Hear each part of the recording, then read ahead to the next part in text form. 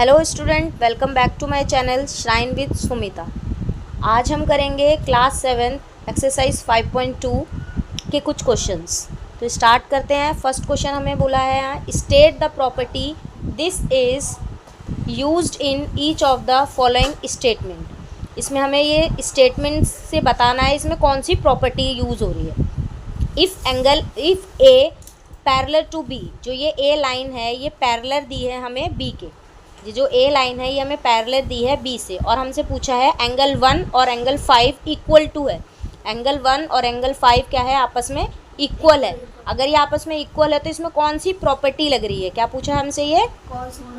तो ये कौन सी प्रॉपर्टी है? ये करस्पॉन्डिंग एंगल प्रॉपर्टी है, क्योंकि इसकी जो सेम है वो, जो इसकी प्लेस है वो सेम जगह है। एंगल 1 इक्वल टू एंगल 5, क्या कौन सी प्रॉपर्टी है ये? Corresponding angle property. अब सेकंड हमसे ये पूछा है एंगल 4 इक्वल टू एंगल 6। अगर यही में एंगल 4 और एंगल 6 इनके बीच में कौन सा रिलेशन है, कौन सी प्रॉपर्टी लग रही है? तो ये ट्रांसवर्सल के इस साइड है, ये ट्रांसवर्सल के इस साइड है। तो ये कौन से हैं? Alternate interior angle. तो ये कौन से हैं? Alternate interior angle. अब ये थर्ड इसमें ही पूछा है हमें इफ़ एंगल 4 प्लस एंगल 5। अगर एंगल 4 एंगल 5 के प्लस करते हैं हम तो हमारे पास क्या आता है? 180 आता है। तो ये कौन सी प्रॉपर्टी होती है? जब हम ऐसे एंगल, ये इंटीरियर एक तरफ ट्रांसवर्सल की सेम साइड पे जब हम इन एंगल्स को, इंटीरियर एंगल्स को ऐड करते हैं तो कौन सी प्रॉपर्टी लगती है? इंटीरियर एंगल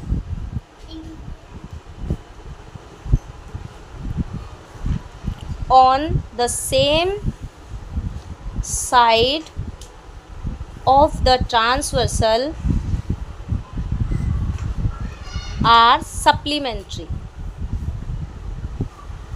समझ आ गया? Yes, ma'am. अब ये सेकंड क्वेश्चन है इन द एडजॉइनिंग फिगर। ये हमें फिगर दिया हुआ है, इसमें ए पैरेलल है बी के, और हमसे इसमें भी कुछ ऐसे क्वेश्चन पूछे हैं। The pair of corresponding angles, pair of corresponding angles, हमें इसमें बताने हैं करस्पॉन्डिंग एंगल्स के पेयर कौन से हैं। करस्पॉन्डिंग एंगल्स कौन से होते हैं? जिसका जो प्लेस है वो सेम होती है। तो इसमें ये एंगल 4 इस एंगल 8 के करस्पॉन्डिंग है, एंगल 4 एंगल 8 के करस्पॉन्डिंग है, एंगल 4 और एंगल 8। सेकेंड एंगल 1 और angle 5, angle 1 and angle 5, angle 3 और angle 7, angle 3 and angle 7, angle 2 and angle 6। ठीक है, समझ आया? Yes, ma'am. अब करते हैं नेक्स्ट क्वेश्चन। नेक्स्ट सेकंड हमसे पूछा है the pair of alternate interior angle.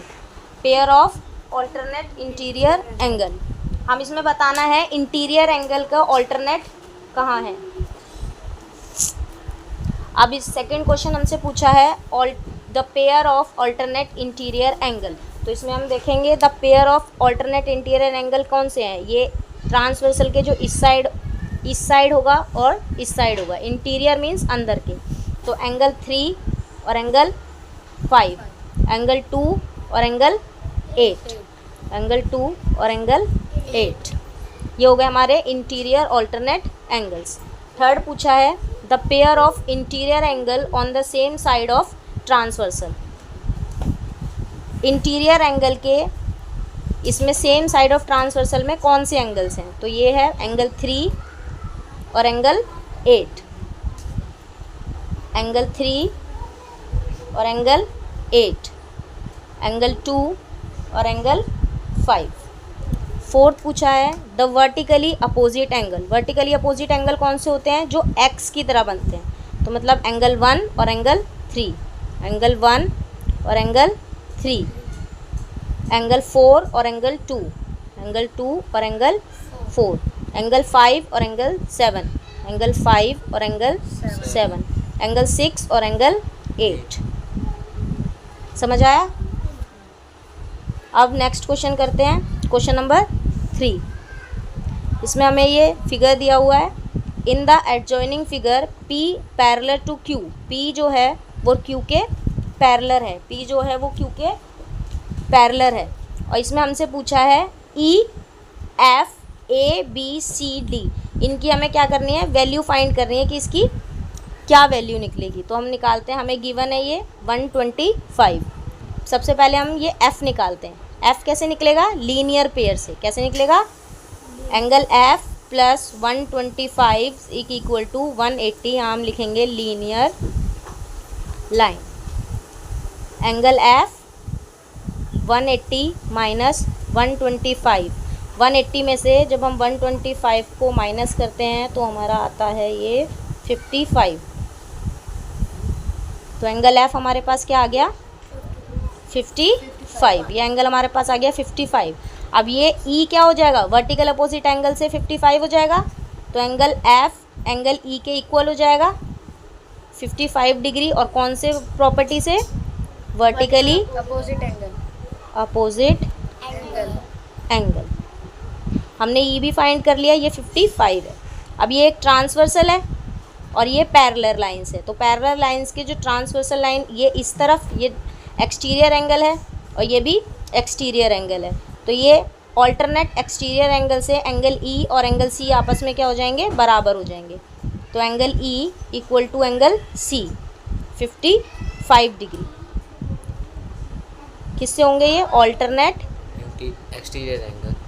Exterior angle.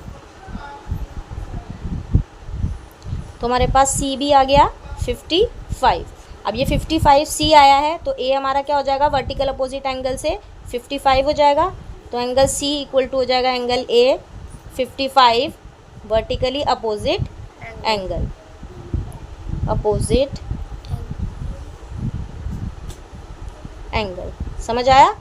अब हमारा ए निकल गया, सी निकल गया, ई निकल गया, एफ निकल गया, बचा डी और एफ। अब ये एफ हमारा क्या था, 55, ये 125 है। तो ये डी क्या हो जाएगा हमारे पास, 125 करस्पॉन्डिंग एंगल से, क्योंकि जो इनकी प्लेस है वो क्या है, सेम है। तो एंगल डी बराबर हमारा हो जाएगा 125, और कौन सी प्रॉपर्टी लग रही है, ये करस्पॉन्डिंग एंगल। कौन सी, करस्पॉन्डिंग एंगल। Corresponding angle. अब ये एंगल डी एंगल बी के बराबर हो जाएगा, क्योंकि ये क्या है, वर्टिकल अपोजिट एंगल। तो एंगल डी बराबर हो जाएगा हमारा एंगल बी के 125 वर्टिकली अपोजिट एंगल। इसी के साथ हमारी आज की ये क्वेश्चंस ख़त्म होते हैं। इससे आगे के क्वेश्चन नेक्स्ट वीडियो में देखेंगे। चैनल को सब्सक्राइब करो।